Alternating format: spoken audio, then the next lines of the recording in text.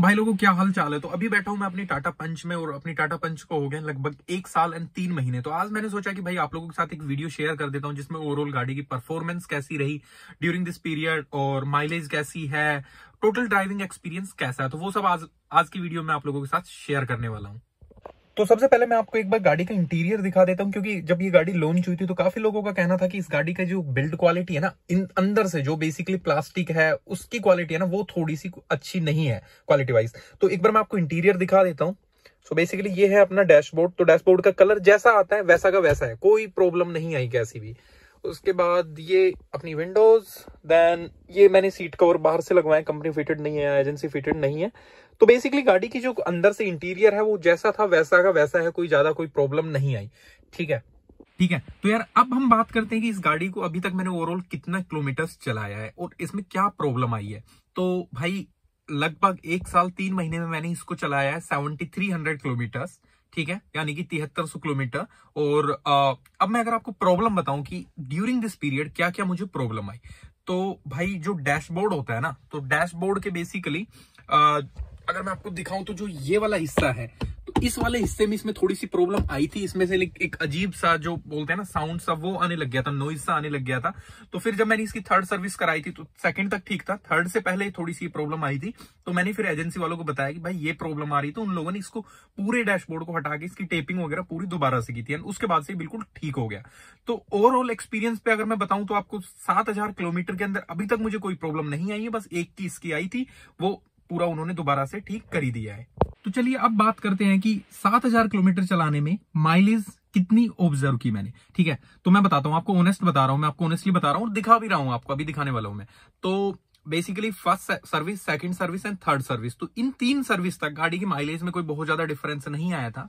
On an average इसकी जो mileage आ रही थी वो 14.5 के आसपास आई है। मैं आपको दिखा दूंगा अभी मीटर में। तो थर्ड सर्विस तक इसकी माइलेज में कोई डिफरेंस नहीं था, 14.5 15 की माइलेज आ रही थी, मैक्स 16 तक गई थी। ठीक है, अगर आप बहुत प्यार से चलाते हो तो। बट जैसे ही मैंने थर्ड सर्विस कराई, थर्ड सर्विस के बाद गाड़ी की माइलेज में बहुत ज्यादा डिफरेंस आया। अभी मैंने इसको लगभग 500 किलोमीटर चलाया एक सिंगल ट्रिप पे, तो मैं आपको दिखाने वाला हूं कि इसकी माइलेज क्या रही उसमें। तो भाई अभी आप देख पा ही रहे होंगे, तो बेसिकली ओवरऑल गाड़ी चली है 7375 किलोमीटर और अभी इसमें फ्यूल बचा हुआ है 559 किलोमीटर का। तो अभी मैं इस मोड को चेंज कर लेता हूं और मैं चलता हूं ओवरऑल माइलेज के मोड में। हाँ, तो यहाँ पे आप देख पा रहे हैं 7375 किलोमीटर ये चली है। ठीक है, और इसके अंदर जो इसकी ओवरऑल माइलेज है वो 14.5 की रही है किलोमीटर पर लीटर। तो मैंने जैसा कि बताया आपको कि तीनों सर्विस तक माइलेज में कोई इंप्रूवमेंट नहीं था और ये अप्रोक्स 14.5 15 की थी। बट अभी जब तीनों सर्विस कंप्लीट हो चुकी है तो अब मैं आपको बताऊं कि इसकी माइलेज क्या है। तो आप ये देख सकते हैं, ये मेरी लास्ट ट्रिप है जो कि 459.4 किलोमीटर की रही है और इसके अंदर जो ओवरऑल माइलेज है वो रही है 18.0 किलोमीटर पर लीटर की। ये थोड़ी सी ज्यादा थी, बट यहाँ पे क्या है कि गांव में ना रास्ते हैं वो थोड़े से ऐसी उबड़ खाबड़ है, सड़कें हैं नहीं प्रॉपर, तो इस वजह से ये कम आ गई। पर जो ऑन एवरेज इसकी हाईवे के ऊपर माइलेज थी वो 19 के आसपास थी। तो बेसिकली ओवरऑल गाड़ी डिपेंड करती है कि आप चला कैसे रहे हो। अगर आप सही से चला रहे हो तो परफॉर्मेंस अच्छी मिलेगी। तो आप 19 की मान के चल सकते हैं आराम से, अगर आप एक स्टेबल स्पीड पे यानी कि 80 90 100 पे चलाते हैं, बार बार बिना ब्रेक दबाए, बिना एक्सीलरेट किए। तो अगर आप प्यार से गाड़ी को चलाते हैं तो आप 19 की माइलेज आराम से एक्सपेक्ट कर सकते हैं, अगर आपके रास्ते सही है तो। बट अगर आपके रास्ते सही नहीं है और गांव में चलानी है, आपको कच्चे रास्तों में चलानी है, उबड़ खाबड़ रास्तों में चलानी है, तो आप देन इस गाड़ी से हम 100% श्योर आप 16 से ज्यादा एक्सपेक्ट कर भी नहीं सकते। तो भाई अभी तक हमने बात कर ली है कि ओवरऑल एक्सपीरियंस कैसा रहा, अभी तक क्या क्या गाड़ी में प्रॉब्लम आई थी, क्या कैसी माइलेज रही। तो अब लास्ट बात करते हैं कि भाई मेरा ऑनेस्ट ओपिनियन क्या है। तो देखो, इससे पहले भाई मेरे पापा के पास थी वैगन आर। ठीक है, वैगन आर अभी भी है, अभी भी वो चला रहे हैं। तो बेसिकली अगर आप टाटा का और मारुति का डिफरेंस देखेंगे ना, तो आपको बिल्ड क्वालिटी का दिखेगा, चलाने का जो ड्राइविंग एक्सपीरियंस है ना वो बहुत अलग दिखेगा। मारुति गाड़ी होती है वेट में थोड़ी सी कम होती है, टाटा की होती है वेट में बल्कि होती है। तो आपको बेसिकली ना ऐसा लगेगा, फील होगा कि आप बहुत हैवी व्हीकल चला रहे हैं। तो पहली चीज तो ये है ड्राइविंग एक्सपीरियंस पे। दूसरा ये है कि भाई अगर आप खरीदने की सोच रहे हैं इस गाड़ी को, तो आपको दो चीजें देखिए, बिल्कुल क्लियर रखिए, आपको माइलेज चाहिए या सेफ्टी चाहिए। देखो, मैं बहुत कम चलाता हूं, मैं गुड़गांव में जॉब करता हूं, तो कभी कभी जा रहा होता हूं महीने में 1 दिन 2 दिन। ठीक है, तो मेरे लिए माइलेज इतना वो नहीं इंपॉर्टेंट नहीं है, सेफ्टी ज्यादा इंपॉर्टेंट है। तो देखिए, अगर आपको डेली की रनिंग है भाई, तो आप टाटा पंच को देखो, पेट्रोल में तो आपको काम देगी नहीं, क्योंकि 15-16 ज्यादा की आपको देगी नहीं।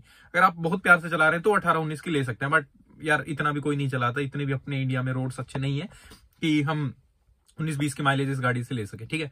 तो अगर आपके लिए सेफ्टी इंपॉर्टेंट है तो भाई आप टाटा की साइड जाइए, बट आपके लिए अगर माइलेज इंपॉर्टेंट है कि भाई मेरे को 20, 21, 22 की चाहिए, तो देखो मारुति की हर गाड़ी 20, 21, 22 की दे रही है, नॉर्मल है उनके लिए पेट्रोल के अंदर। हाँ, अगर सीएनजी की साइड जाना है तो देखो टाटा पंच सीएनजी में आ चुकी है, और मेरे काफी रिलेटिव्स है, 1-2 लोग हैं जिनके पास टाटा पंच, उन्होंने मार्केट से बाहर से मतलब सीएनजी को फिट करा है, तो उस केस में इसकी भी माइलेज है वो ओवरऑल ठीक हो जाती है भाई, 27-28 के आसपास ये दे रही है सीएनजी के अंदर। तो बट यार वही है, मैं प्रीफर नहीं करूंगा कि आप बाहर से जाके मार्केट से सीएनजी लगवाइए। अगर आपको लेनी है तो आप सीएनजी फिटेड कंपनी से ही सीएनजी फिटेड टाटा पंच लीजिए, तो उस केस में आप माइलेज एक्सपेक्ट कर सकते हैं। बट अगर आप पेट्रोल की ले रहे हैं तो भाई सेफ्टी और माइलेज के बीच 2 डिफरेंस देख लीजिए। अगर आप सेफ्टी चाहिए तो आप वेल एंड गुड आप जाइए, बट अगर आपको माइलेज चाहिए तो आप भाई टाटा पंच के साइड मत जाइए। तो ये था यार मेरा ऑनेस्ट ओपिनियन। आई होप आपको ये वीडियो पसंद आई होगी। अगर आपको लगता है कि वीडियो ने आपकी हेल्प किया तो भाई वीडियो को लाइक कर दीजिए, चैनल को सब्सक्राइब कर दीजिए।